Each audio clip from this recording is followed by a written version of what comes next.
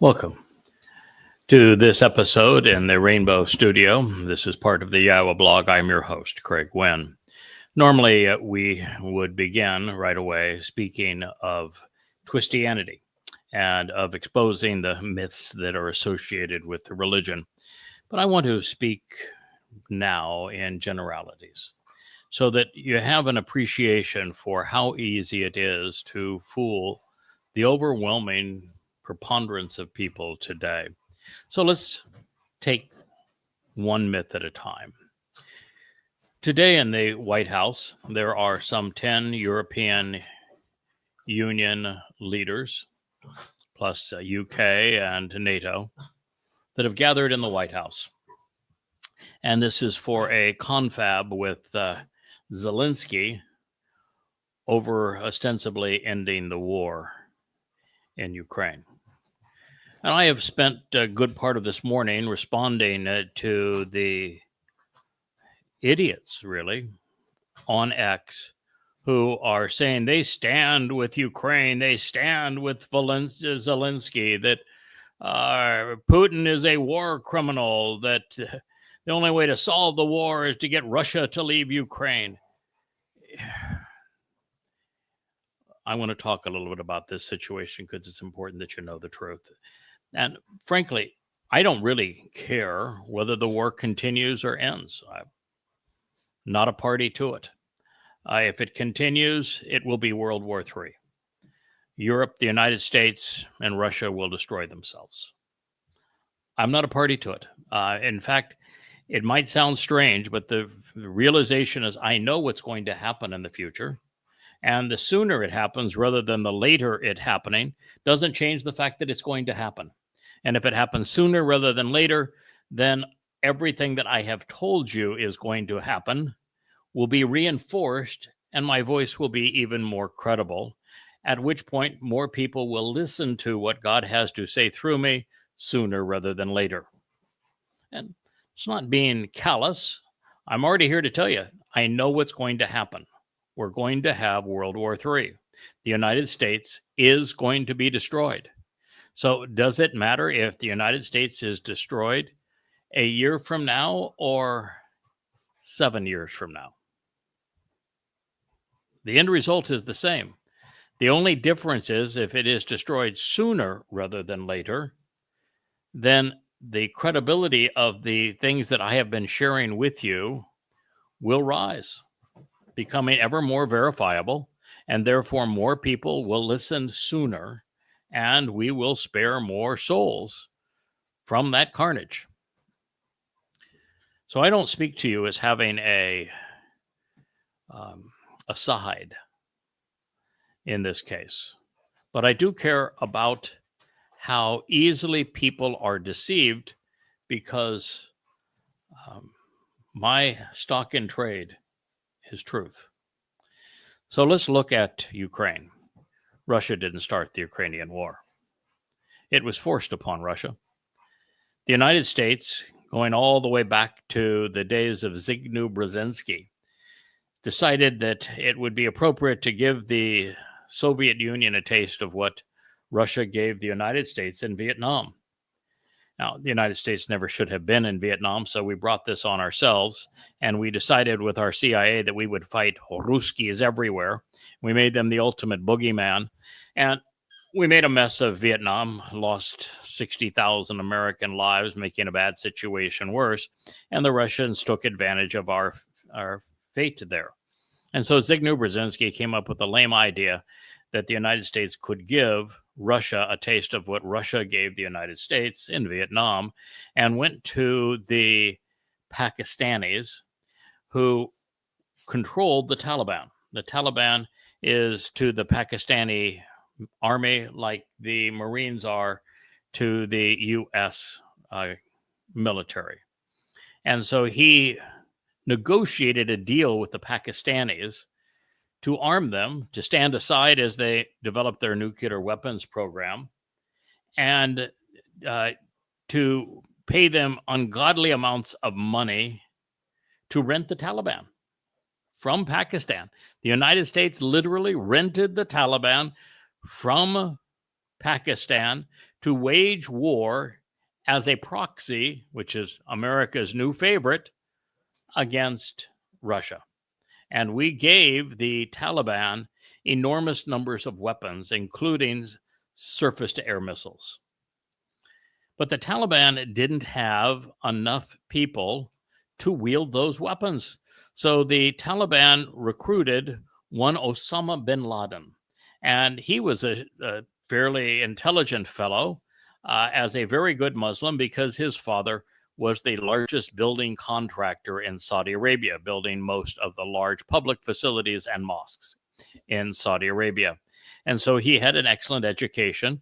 And he, together with the CIA, created Al-Qaeda. Al-Qaeda means the base. It was a synonym for the database, as in a list of jihadists globally that could be deployed by the United States, given weapons, to attack the Russians. Sounds like a really stupid plan, doesn't it? But that was Brzezinski's plan under Jimmy Carter. And mind you, Jimmy Carter is the fellow that thought it would be a good idea to undercut the Tsar and to bring back the Ayatollah Khomeini. Look what that's done to the Iranian people and to the world as a result of that stupidity. And it's mainly because he was a raging anti-Semite. So this is the mess that they created. They did kill a lot of Russians. And as a result, Russia decided it's not worth us having a military presence in support of Afghanistan. And they left.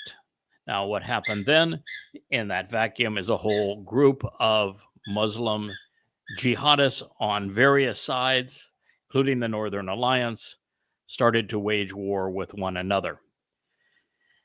When the next war emerged, and it was then under George Bush Sr., who was his whole family was the architect of Hitler's rise to power in Nazi Germany. His family funded the brown shirts that enabled Hitler to rise to power. So America does a really nice job of choosing its leaders. When he was empowered, he came up with the idiot idea that after Saddam Hussein, who was a client of the United States found that Saddam Hussein, ruthless guy that he was, but the CIA is not a moral institution, that he was actually the most pro-Western dictator in the Islamic world, and that he could be used to oppose Iran and other countries throughout the Middle East and to increase America's influence in the Middle East. And we even gave Saddam Hussein his Atoms for Peace program. That was a project of the U.S. State Department and Kissinger. Atoms for Peace. That's how he came to have his nuclear power plant. So when Saddam Hussein decided that it was time for him to invade and take over Kuwait, which was in U.S. interest to do so, and Saudi Arabia also was in U.S. interest to do so. Saddam Hussein was not a fundamentalist Muslim. I'm not even sure he was a Muslim. He had banned all fundamental Islamic groups from Iraq, unlike Saudi Arabia and Kuwait that were financing those fundamentalist Islamic groups around the world. That's why the overwhelming preponderance of the 9/11 suicide bombers were Saudi Arabians, is because they funded these things through their mosques around the world. Saddam Hussein and Iraq invading Kuwait, and had they been allowed to invade Saudi Arabia, would have been vastly superior for the world and the United States. But, you know, the Bush administration and the Bushites were heavily invested in deals with Saudi Arabia and with the industrial military complex. And so they volunteered to sacrifice American blood and coin to push Saddam Hussein, who had been an ally, out of Kuwait so that he could not invade Saudi Arabia. And they sold that as a good idea to the American people, that the United States, rather than defend Israel, would defend Saudi Arabia and the Islamic despots of Kuwait against a former ally in Saddam Hussein.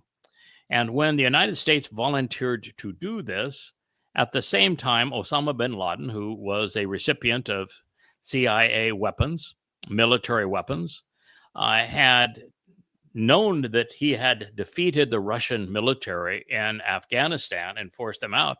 He also went to Saudi Arabia and said, hey, we just beat the Iranian military, or excuse me, the Russian military. They're much more formidable than the Iraqi military. Let us protect the holy sites and let's keep the infidels out. And because money talks, the Saudi Arabians chose to have the United States spill its blood to force the Iraqis out of Kuwait. And that really ticked Osama bin Laden off. The result was 9/11. So if you want to know why 9/11 happened, it's because of Zbigniew Brzezinski and George Bush and the maneuverings they perpetrated between Pakistan and Saudi Arabia. Now, this leads us to the position where the United States continues to be unable to learn a lesson and thinks that it is in our interest to manipulate everyone in the world and to change regimes and to enforce American supremacy everywhere, so that if any other country shows that they are achieving any level of success, that they're dissected and destroyed. And this goes back now to George Bush II, Jr., who I knew quite well. He told me before he was elected that he was going to be a wartime president, because he knew what so many politicians know, that if you declare war, you're become much more popular and you're no longer subject to criticism.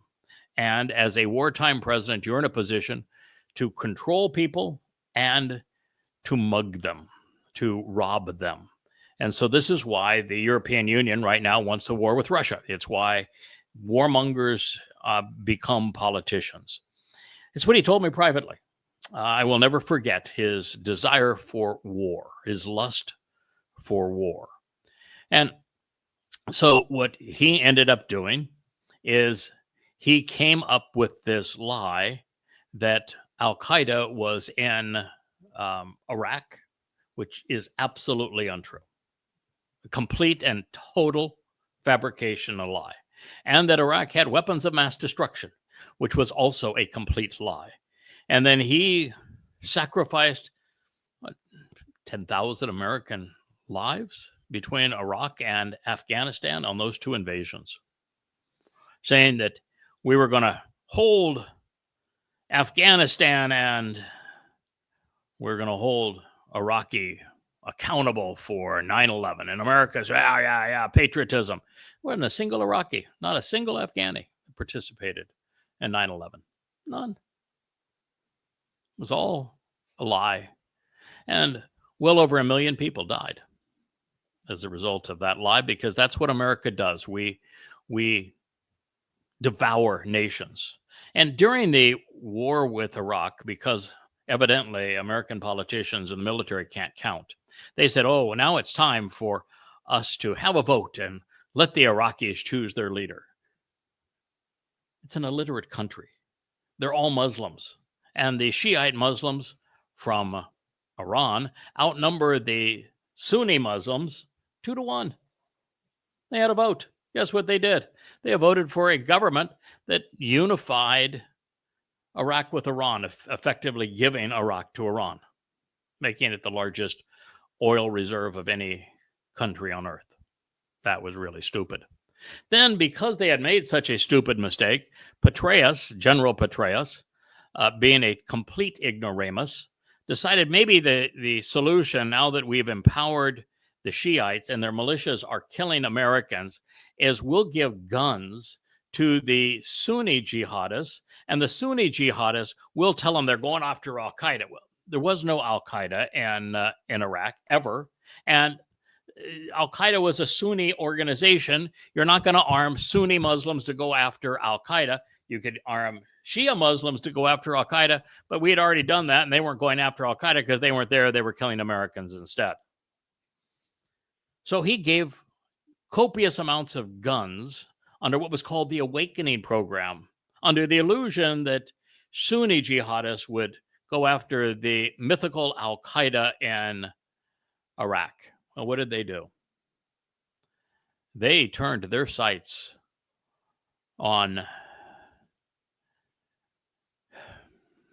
Mosul, and they raped and murdered and abducted tens of thousands of Yazidis.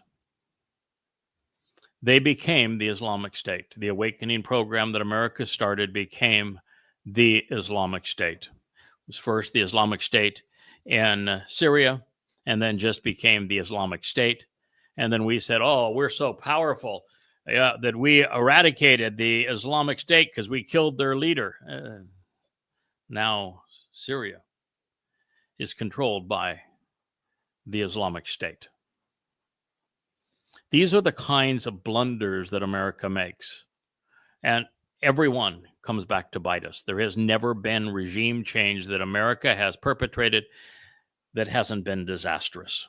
So not able to learn the lesson, we come to Ukraine. We made a deal.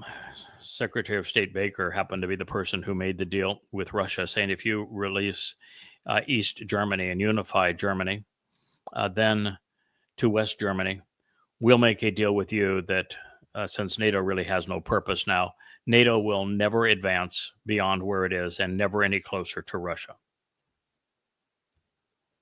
We are immediately welched on that deal.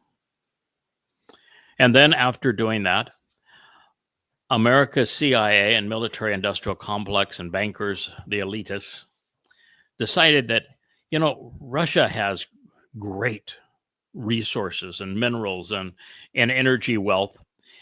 We could start a war, a proxy war with Russia using Ukraine, and then we could slice Russia up and take control of it. That was the plan. And these ruthless, immoral thugs, Lindsey Graham being a leader of it, John McCain, who I also knew quite well, being another leader in this thuggery. Victoria Nuland with the State Department, and over the course of 5 U.S. presidents, came up with the scheme that we could wage a proxy war using Ukraine as cannon fodder to destroy Russia so that we could dice it up and use it as we wanted. And this began with regime change. And even before regime change, we began to plot our way into Ukraine by replacing the Russians as the monetary benefactors. You see, the Ukrainians were more anti-Semitic and more ruthless than any other country in Europe, far worse than the Germans who became the Nazis. And they are known to be the most graft-ridden country in Europe. And so they can't run an economy. They are absolutely require monies to be given to them from outside sources, which they never pay back. And so Russia had a means to get their money loan serviced, which were the pipelines between Russia and Europe that went through Ukraine when Ukraine was part of the USSR. The United States had nothing.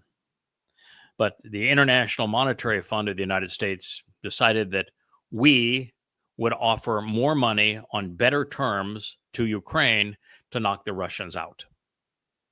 Unbelievably stupid. And what was at the time a couple of $2 billion has now become $500 billion. Is what we've squandered. Chasing the loss of a couple of $1 billion has become $500 billion in the destruction of the European and American currencies. Now, you would think that would be bad enough, but nope. The next thing that was decided is that we would overthrow the popularly elected government of Ukraine. We say, oh, we're pro-democracy. No, we're not. We went in deliberately to overthrow the government. We armed the protesters. There are State Department cables that have been exposed that are absolutely confessions of what we did. And we even have the State Department say, yep, it's a true cable. Yes, we did that. So what? It's a great idea, wasn't it? Look at that. We overthrew the government. You even had John McCain and Nuland there filming the overthrow. They were there when violence finally caused the pro-Russian elected government to be overthrown, and they're giddy and they're filming it while they're having cocktails. Now, you'd think that would be bad enough, wouldn't you? No, it gets worse. There is video of John McCain and Lindsey Graham, both senators at the time, in Ukraine, telling the most Nazified militias in the Ukraine, they're part of the Ukrainian military, that their war would be America's war, and that they would go as a proxy to fight Russia, and that they would defeat Russia because America would give Ukraine whatever weapons they needed for as long as they needed to go off and kill Ruskies. And you don't think that's true? Search for it. It's not hard to find. Nice speech by Lindsey Graham and John McCain, declaring war on Russia as a proxy war. And Lindsey Graham even comes back and he gloats about it. Well, he says, "What a great thing, man! We get to try out and test American weapons, and we don't lose any American lives because we got the Ukrainians fighting and they're killing Russians. Oh man, what a great deal this is! This is your country, America. This is the history of how that war began." And then the thing that was the glue that held Russia and Europe together was Russia sold natural gas to Europe at a discounted price, and it caused particularly the German economy to flourish. But America doesn't like a threat from anybody. Well, Joe Biden blew up the damn pipeline as an act of war before the invasion. Then when Putin says, listen, you're in ongoing discussions to make Ukraine part of Russia. As a matter of fact, the vast majority of the military maneuvering of NATO in the 10 years before the war was in Ukraine, which wasn't even a member of NATO. They were this kind of honorary member. And so the NATO had most of its military drills in Ukraine. We did exactly what the plan was to put weapons in Ukraine, weaponize the Ukraine so that it can threaten Russia. And when Russia said, you can't do that, we have vital security interests here. This is like the Cuban Missile Crisis, if you're not too young to remember what that was all about. Didn't we just do this in the 60s? And in the Cuban Missile Crisis, what nobody understands, because, well, the Kennedys were really good at propaganda. The United States deployed nuclear missiles in Turkey next to Russia. The Russians didn't like that very much, and so they asked us to take them out. We were unwilling to do so. So that was a provocation. So what did Russia do? They started transferring nuclear missiles to Cuba. Well, we didn't like that very much. So we entered the Cuban Missile Crisis. And the deal that was struck, because, well, Khrushchev and Kennedy weren't complete idiots like Biden and like Trump and like Obama and like Clinton. And so rather than have a nuclear exchange, they agreed, we're going to pull the missiles out of Cuba so long as you commit to pull the missiles out of Turkey. And as a sign that you lost this conflict, even though you'll claim otherwise because Russia didn't care who got the credit, you'll sign an agreement that says you'll never invade Cuba. The U.S. lost that exchange, and yet it's considered Kennedy's greatest achievement. And to his credit, he avoided World War. To his credit, he was given all of the credit. However, because he de-escalated war with Russia, that's why he was killed. You want to know who killed John F. Kennedy? The CIA. Why did they kill him? Because he didn't play along. He wasn't one of their warmongers, which is where they make all their money. There's a bit of truth for you. How about that? Now, you're going back to the Ukraine. The United States did everything, and then Russia waited on the border for months and said, pull the Ukraine out of negotiations for NATO, stop holding military exercises in the Ukraine, stop threatening us with the Ukraine, and we will go back to lives as normal. Nope. We wanted the war. We started the war. And well over 2 million people have died because of our gross immorality. And the only thing worse than America being responsible for using NATO to kill 2 million people is that we blame Russia. And so all the little accounts on X, oh, Russia, he's Putin, he's a war criminal. Oh man, how can we surrender? You can't surrender. You can't give up any land. Do you know that war was ended? It was done. It was over in the accords drafted in Turkey. And this was over 2 years ago. And both sides agreed. But then the CIA in the United States, and it was Boris Johnson with the delivery boy for MI6 says, no, don't sign the agreement. I know you agreed to it. Don't sign the agreement. And as a result, since that time, Russia says, okay, you want war? That's what we're going to do. We're going to propagate this war on our terms. And they have cleaned our clock. They have destroyed NATO. They have made a total mockery out of the European Union. They've won the war. It's overwhelming that they've won the war. And now when the U.S. finally realizes, we lost this war and we don't want to get tagged with having lost the war. So let's back out of this war, which is the conversation that's taking place in Washington right now. The European Union says, nope, and we're not going to give up any concessions of land. You lost the war. And by the way, the reason that Russia went in with their special operation is that the fascist types, these neo-Nazi types that were so armed in their belligerence in Ukraine, were going off and killing people in the ethnic Russian areas of Donetsk and going all the way down.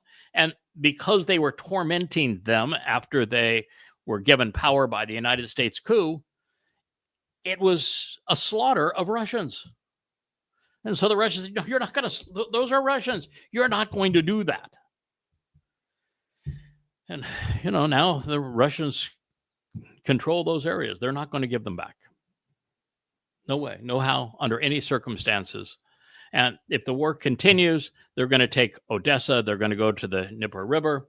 And they don't want anything past that, but they may take Kiev only to remove Zelensky and company so that they can actually end the war. But they don't want anything in the west of Ukraine. Those people are con men. They're belligerents. They're ruthless. They hate Russians. And so all they want is what's in the east, which is ethnically Russian.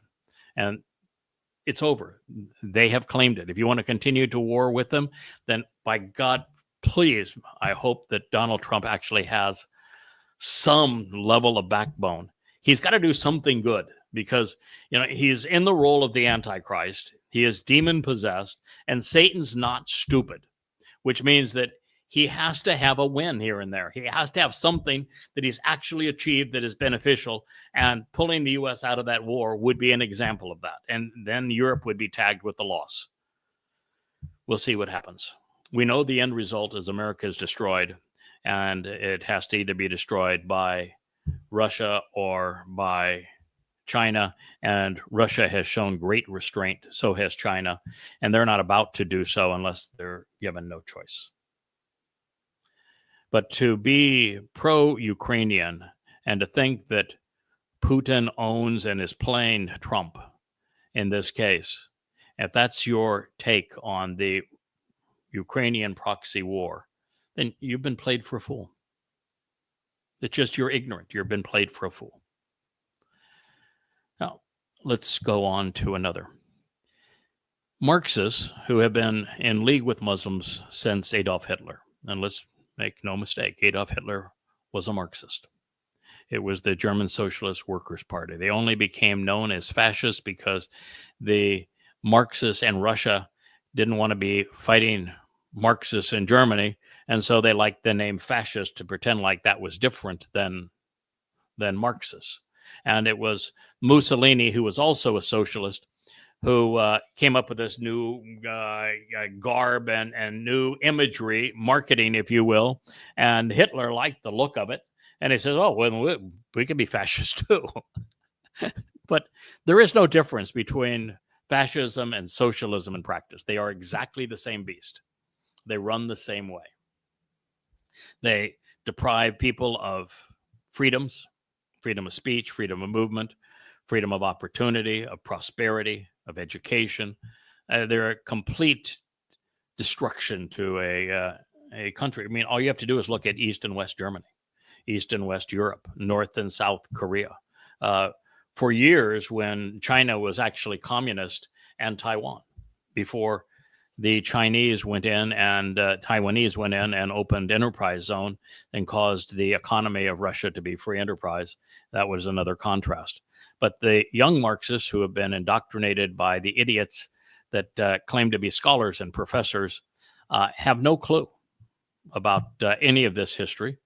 And now they're out again touting the Muslims, just as Marxists have done since Adolf Hitler. And if you don't know it, Adolf Hitler's intent was to exile Jews after robbing them. It was only after the meeting in late 1941 with the Grand Mufti of Jerusalem, the leader of this part of the world for Muslims. He met with Adolf Hitler and said, "No, you need to exterminate them." And he promised that if they changed to extermination, that he would supply Muslim SS divisions, which he did. And so the Holocaust is a result of a partnership between Marxists and Muslims, just as we're witnessing this partnership with Marxists and Muslims today. And in this, what we have is Marxists so unbelievably stupid that they believe that the Israelis are the colonists and that the Israelis are occupying the land of Palestinians. But here's the truth. The most ruthless colonizers in human history, by far, are the Muslims. They went out of a tiny section of Arabia and managed in the first 100 years of Islam to conquer, plunder, rape, enslave, and murder the world from India to Morocco. And they killed 200 million people in the process.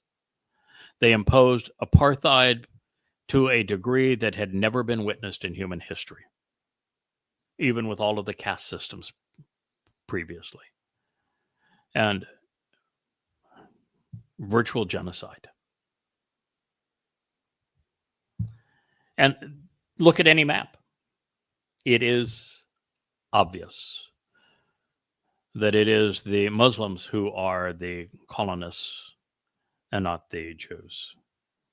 And Marxists who consider themselves to be progressive, enlightened, favor of women's rights, they have partnered with a religion that is stuck in the 7th century, that is based on racism, that would not even exist today if women were not turned into property, because that's how Muhammad motivated his goons to plunder and kill, control over women.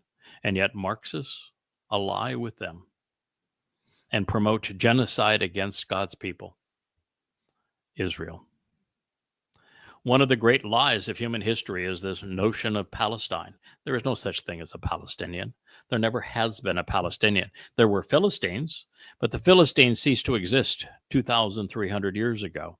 And when they did exist, they were not native to the land. They were invaders. They came from Crete. And they were so ruthless that they couldn't even be enslaved. When they came from Crete and had thresholds in Israel, they fought the Egyptians, and it was Thutmose the Great, who was the pharaoh of the Exodus, who was the first to score a major victory against them. Thereafter, they became belligerent and started terrorizing Jews, and they killed the first king of Israel, Saul. They stole the Ark of the Covenant. It wasn't until to David that the Philistines were defeated.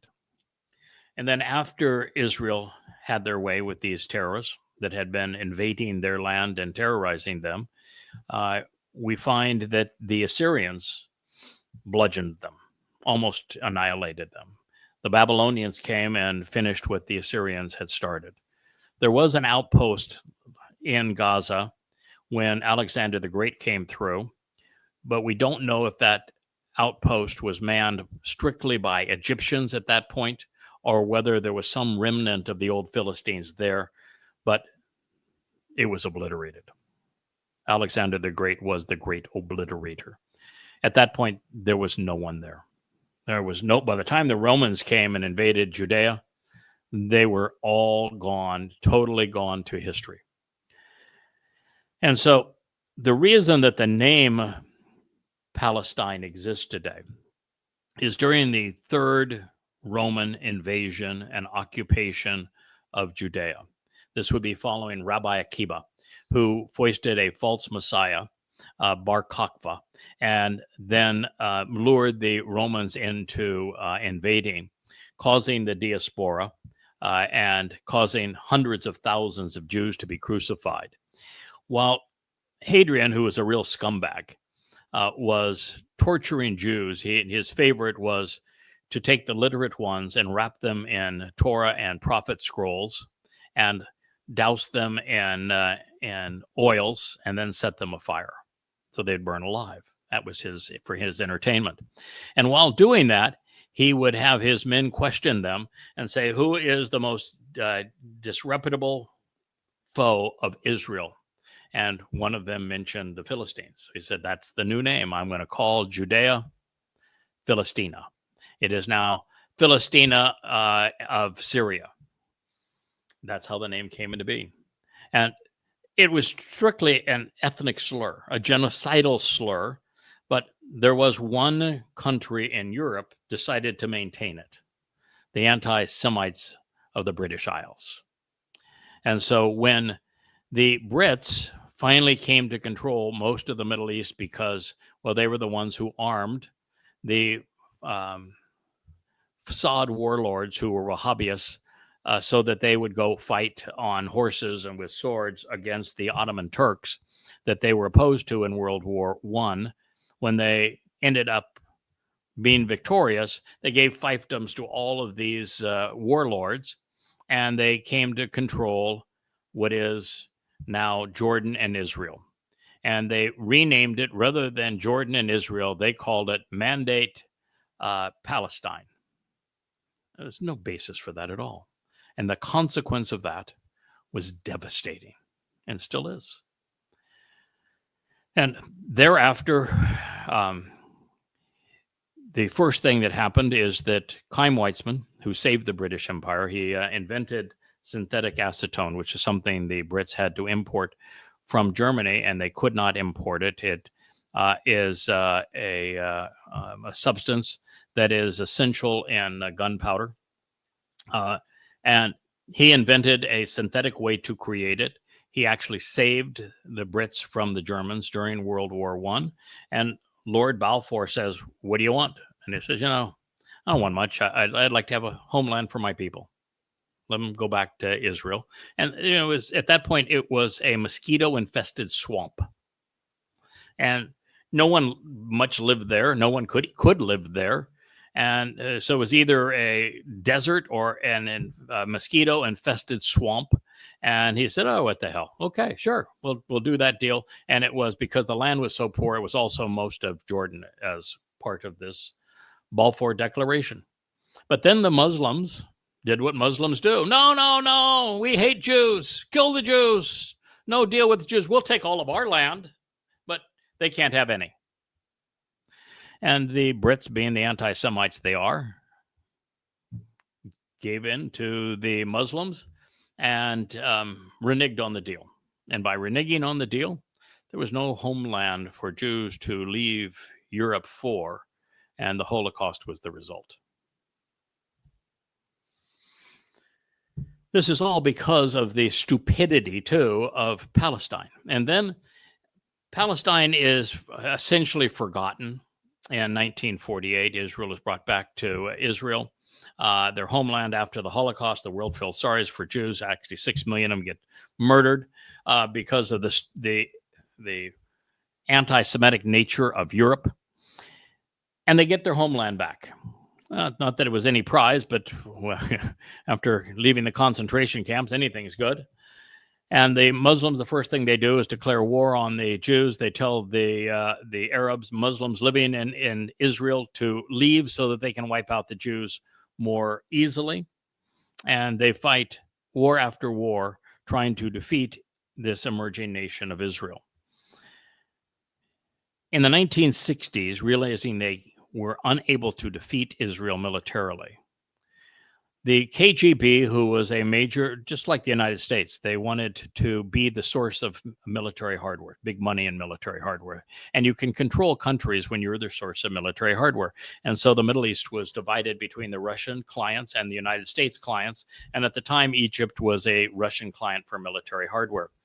And so the Russians, KGB, worked with the Muslim Brotherhood to create this myth of a Palestinian liberation organization. And they then decided, we'll call every Muslim living in Israel a Palestinian. One day they were Muslim, the next day they were Palestinians. That's how it happened. And so if you're draping yourself in a Khalifa or a Palestinian flag, you've just been conned. There is no such thing. It is a complete and utter lie. And yet you have over 1 billion Marxists and 2 billion Muslims who buy into the lie, too stupid to check the facts. Just like there's people are too stupid to check the facts on the Ukrainian-Russian war. Now that brings me to another two related lies that have become pervasive. One of them is Christianity. The world is convinced that there was a Jesus Christ when he never existed. He's nothing but a crude counterfeit of the actual Messiah and Son of God, Dode. It was Dode David who was crucified in 33 CE in his second of third lives.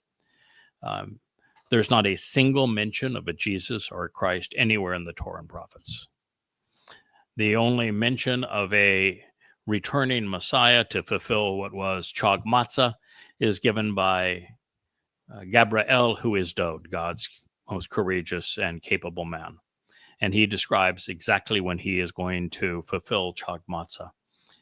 And he actually describes in great detail how he will be crucified to fulfill Passover 1,000 years before it occurred, writing in first person in the 22nd Mizmor.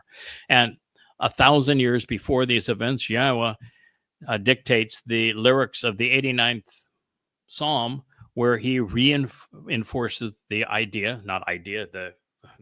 truth that Dode is his chosen one, that Dode is his son, that Yahowah is his father, that Dode is our savior, that Dode is the exemplar of the covenant, that Dode is our shepherd, that he is the sacrificial lamb, that he is the returning king, that he is our Messiah. And then Yahowah goes so far as to say that anybody making a claim contrary to this is calling me a liar. It's over. You can't associate Christianity with the God who said, if you do these things, you're calling me a liar. You can't transfer the Messiah title that is Dode's to a mythical Jesus. You can't call a mythical Jesus the Son of God when Dode is the only person Yahowah said this of. When Yahowah says he's the one who is our Savior, he's the one who fulfilled Passover through crucifixion, and then you pretend it was mythical Jesus, you're out of your ever-loving mind. But it gets even worse than that. The first person that actually conceived this myth of Jesus is Paul. He did so in 52 CE. He wasn't an eyewitness to any of this. The first 14 books in the Christian New Testament were all written by Paul. And then the next 3 were written by Paul's pals, his accomplices, Mark and Luke. And their books were written in 75 CE, and they weren't eyewitnesses either. There is no contemporaneous eyewitness account of anybody called a Jesus. In fact, there was no one named Jesus until the 17th century. Wasn't even a J. But there was nothing exists that is even remotely credible pursuant to this myth of Jesus Christ. That's just the reality of it. We have no idea who actually wrote the book of Matthew, only that it was written in 95 CE, 60 years after the fact, and that 80% of it was plagiarized from Mark and Luke. And the 20% that wasn't plagiarized from Mark and Luke came from the Ebonim. And no one has a clue on John. I mean, the convoluted litany of excuses for John I've shared on this program, and they are so laughable as to, it just begs the question, how could so many people be fooled by such thinly disguised lies? As for Paul, since he created this myth, Yahowah, 666 years before Paul wrote his first letter, called Paul out by name. His name was Shaul, and said he's the plague of death. And then described his fascination with the male genitalia, saying that he was a homosexual. We know that because of his love of Timothy. Then he goes on and says that every claim that Paul made was erroneous. 666 years, 666, before Paul wrote his first letter in 52 CE. And then Paul's second letter to Corinth, he openly admits that he's demon-possessed. Right there, read it. The last chapter of 2 Corinthians. I'm demon-possessed. I have such a big ego. The only way for Satan to control me is for me to be demon-possessed. And yet, you believe this piece of crap. He committed every rational fallacy known to man in his letters. He contradicts himself constantly. That's the only thing that he's consistent about, is contradictions.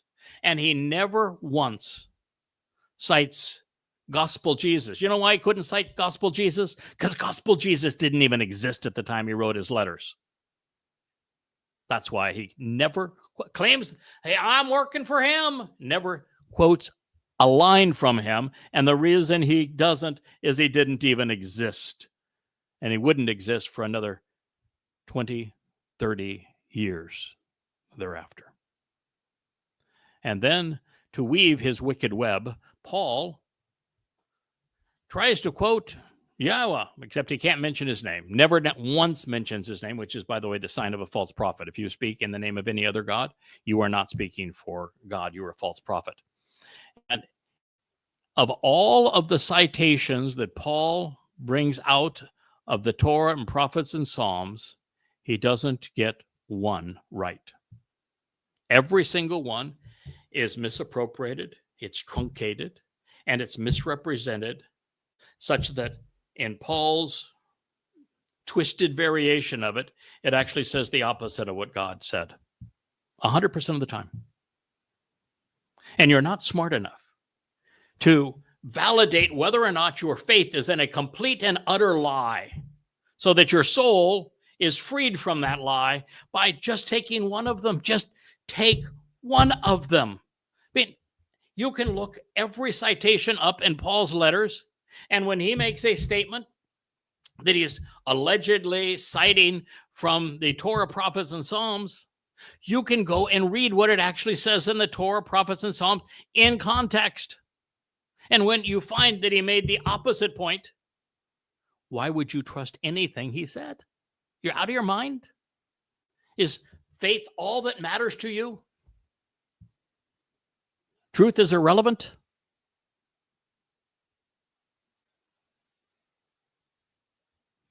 There are more discrepancies between the text that is used as the basis of our translations today and the oldest 69 manuscripts, all of which were found in Egypt over the second, third, and early 4th century prior to Constantine, when textual fidelity just went out the window and people wrote whatever they wanted, including Eusebius, who created most of the most famous lines in the Christian New Testament, were written by Eusebius in the 4th century. But there are 300,000 known variances in a text of 185,000 words. And yet Christians will say it's the inerrant word of God. It is the greatest lie ever sold. It is a complete and total ripoff of what God said about his beloved son, to David, the actual Messiah and Son of God, who is our Savior and returning King. And this takes us one more statement before I go to the next lie. What people don't realize is that the first person to actually use the title rabbi was Paul. He called himself one. He said he was the best student ever of the rabbis. And that he learned how to think as those who are now known as rabbis since Akiba did, which enabled him to create the facade of credibility for his letters and his New Testament. And the way he did that is the way that rabbis work. They quote mine, misrepresent something God said, take it out of context, and give it exactly the opposite meaning.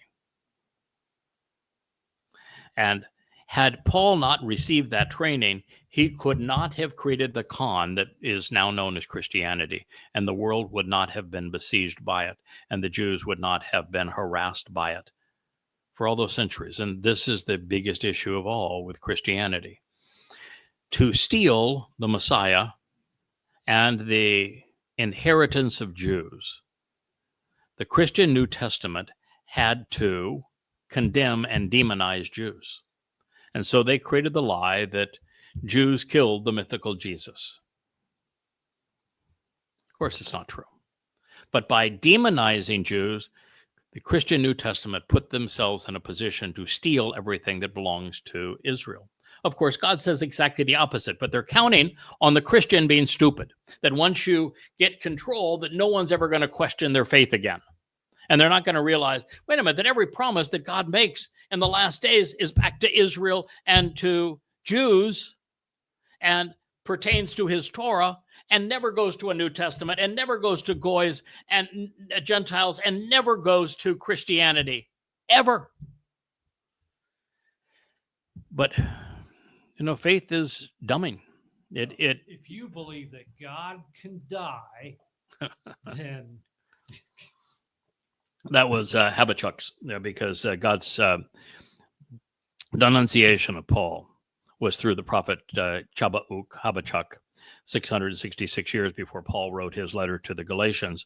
And in the midst of it, Habakkuk says, wait a minute. This guy has God, you can't die. What in the world are they saying here? It's just obvious that it's false. And so, here we are. It's nothing but identity theft, and it created hell for God's people for 1,800 years. And it's a direct result of Jewish, what became rabbinical schools, teaching people how to corrupt and twist the word of God. Now, they would continue to twist it. And of course, Akiba created rabbinic Judaism by coming up with a false messiah to compete with the false messiah of the Christians. That was really stupid, by the way. And then, of course, it brought in the Romans again, and the Jews were thrown out of their land, and the land was renamed Palestina. And you know the rest of the story. It led to the Holocaust. That was really dumb. But what's really dumb is to be a promoter of Judaism, not acknowledging the fact that the founder of rabbinic Judaism was the guy that had the false messiah that lost 85,000 of his own devotees because he wasn't stupid enough to stop the spread of the disease that was killing them and blamed them for their own demise, and then baited Rome in such that Israel was renamed and Jews were sent as slaves into Europe. That's the founder of your religion. That's really stupid. But it gets far worse. You see, there was a large community, obviously, of Jews in Babylon and in Arabia, because that's where the Talmud was written, the Babylonian Talmud, which is the basis now of rabbinic Judaism, with the exception of the Haredi. And the Haredi, that religion was actually created in the Ukraine in the 17th and 18th century. It's a Ukrainian product, another reason to be disgusted by Ukraine. But the Babylonian Talmud, written between 400 and 500 CE in Babylon, therefore, the largest community of Jews in diaspora happened to be in a place called Yathrib in Arabia. It was a date farming community. Muhammad, after the satanic verses and the Knight's Journey and all the fiasco of being a complete failure, went to Yathrib. It was the only place that would take him in, stupid Jews to take him in. And this was when he had all of the first Muslims promise what's called the Oath of Aqaba to him and to Allah, which was a promise to wage war against all mankind. And they come into Yathrib. The Jews provide housing, they provide loans. And then Muhammad finds that since he ran out of material for his Quran, he could purchase Talmud recitals from the rabbis. And he did. And almost all of the religiosity of the Quran, every mention of Adam, of Noah, of the flood, of the garden, of creation, of Abraham, of David, of Solomon, all of it came because Muhammad purchased Talmud recitals from the rabbis, and he twisted them to suit his situation and attributed them to Allah. Had rabbis not done that, there would have been no Quran, there would have been no Islam, there would have been no 1948 Holocaust war, there would have been no October 7th massacre, there would have been no Yom Kippur war. The streets of Europe and America wouldn't be screaming death to Jews. The Holocaust literally would not have occurred because Muslims wouldn't have partnered with the Nazis to bring it about. That is all a direct result of the rabbis creating the Quran and making the Quran appear like a religious text. They've done this to you over and over again. Now, the last thing I want to say on Islam is this. Ignorance of the Quran and Islam is the bane of humankind at the moment. The Quran is the worst book ever written. I have composed 5 very long books, averaging 825 pages apiece, 4,200 pages, on the Quran. I'm the first to set the Quran in chronological order and place it into the context of Muhammad's life using the earliest and most credible hadith sources, which are Muhammad's words and deeds.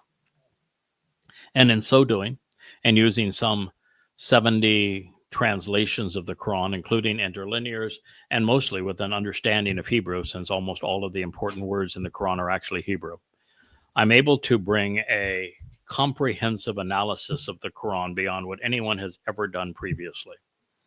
And by doing so, what I was able to prove, absolutely and unequivocally, that Allah is not a God, he's a demon. Muhammad was not a prophet. He was a sexual pervert and thief and mass murderer and terrorist. These are not opinions. They are irrefutable conclusions.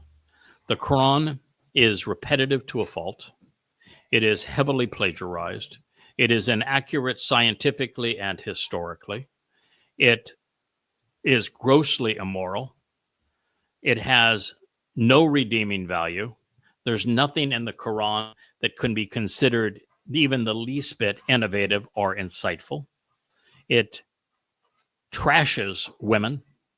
It glorifies mass murder.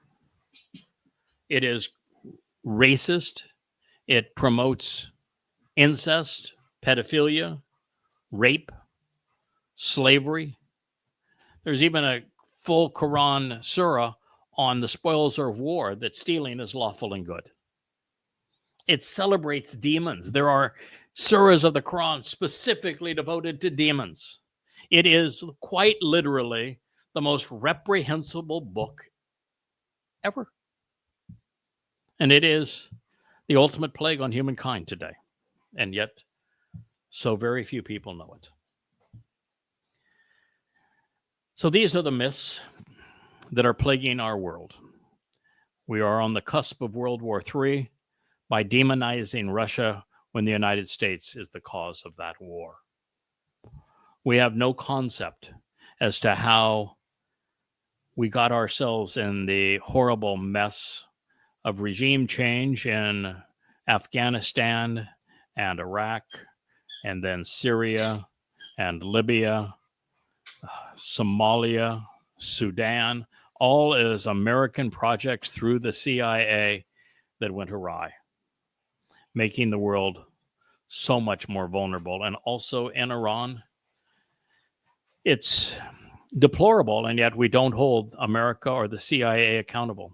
Nor do we hold America, the CIA, accountable for the 2 million lives lost in the Ukraine proxy war. And we have no one other than myself that's willing to state the absolute truth that Jesus never existed and that the Christian New Testament is a horrendous fraud. And certainly no one who is going to systematically do what I have done, which is to prove that Allah is not a God and that Muhammad was the furthest thing from a prophet. These are all things that must be known to survive the world as we know it today. And then when you know who God is not, when you know who is lying to you, you're finally in a position to do as I did some 24 years ago. And that's to embrace the truth about Yahowah. Yahowah is God. There is no other. His beloved son is David.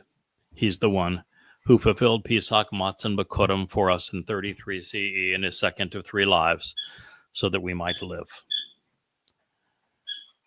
And I serve to bear witness to these things. So, my friends, I thank you so much for listening to this unique program devoted to shattering myths. Back to my old days of syndicated radio so very long ago.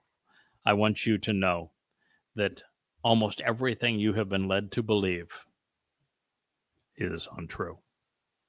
Thank you for listening.